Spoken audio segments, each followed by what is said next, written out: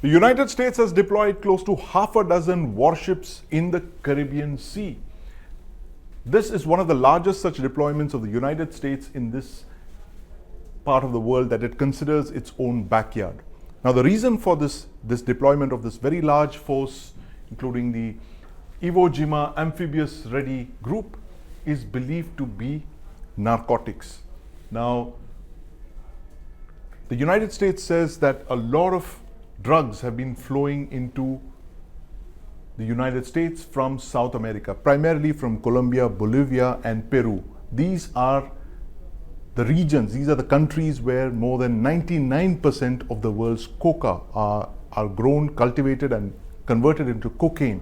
And it's one of the most lucrative drug routes into the United States. Now, this is primarily the reason that the United States says that it is deploying its military to prevent the flow of cocaine from South America into the United States. It's something like $40 billion worth of drugs flow from South America into the United States and, of course, into Europe. Now, there are three main routes that the drug traffickers take. One is, of course, through the Pacific.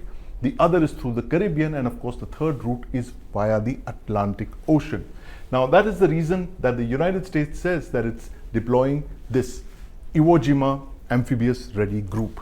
Now, the Iwo Jima amphibious ready group comprises three warships that are almost the size of mini aircraft carriers. This is the USS Iwo Jima, which is a 20,000 ton plus amphibious assault ship. It carries helicopters, it carries fighter jets, and it also has Marines on board. And it's also got this part of this group, this amphibious ready group. They also have these two San Antonio class landing platform docks, which are also part of a force, a composite force that can carry out an invasion of small countries and small objectives. They carry something like this force carries something like more than 4,000 Marines, sailors, and crew. So that is a composite force of more than 4,500 sailors and soldiers that are deployed here off the Caribbean. And it is also believed to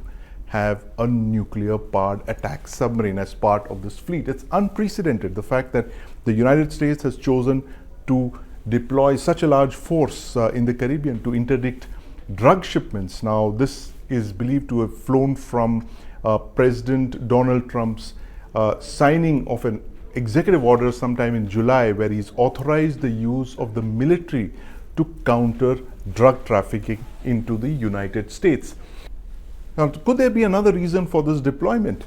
The fact is that the US fleet is deployed just off the coast of Venezuela. Now, that is President Maduro, who's ruled Venezuela for over a decade.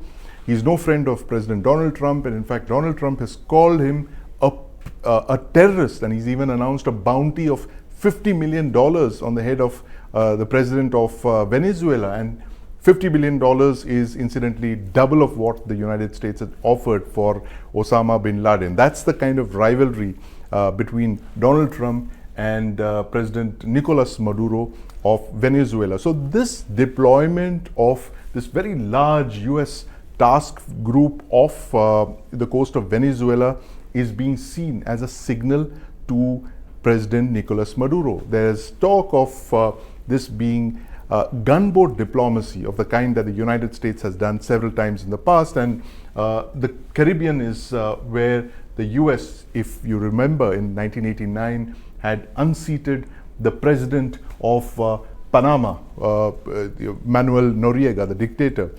He was unseated by the United States. They invaded and captured Noriega, and they brought him back to trial in the United States. The fact is that Panama is a very different kettle of fish from Venezuela. It's not easy for the US to invade and capture Venezuela. The country, it's a huge country.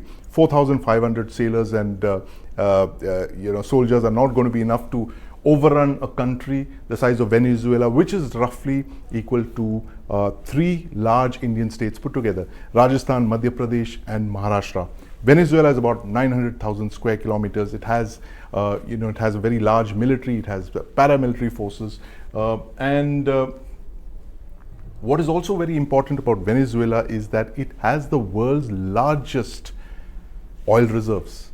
Now, this part of Venezuela, the Orinoco Belt, is where majority of Venezuela's oil reserves, something like 300 billion barrels of oil are concentrated in. So that makes Venezuela a very prime target for the United States. The fact that a country as vitally important as Venezuela, an oil-producing country, which isn't, able to realize the full potential of its oil reserves because of economic instability, is not in the orbit of the United States. And that is one reason for the US not to be on the same page as Venezuela for a lot of reasons. And this is one reason why Donald Trump could be exercising gunboat diplomacy, a warning to Venezuela to toe the line, to obey the orders of the United States. So this entire drug war against drugs, as Donald Trump has tried to package this, the deployment of US forces, could well be a signal for President Nicolas Maduro to fall in line.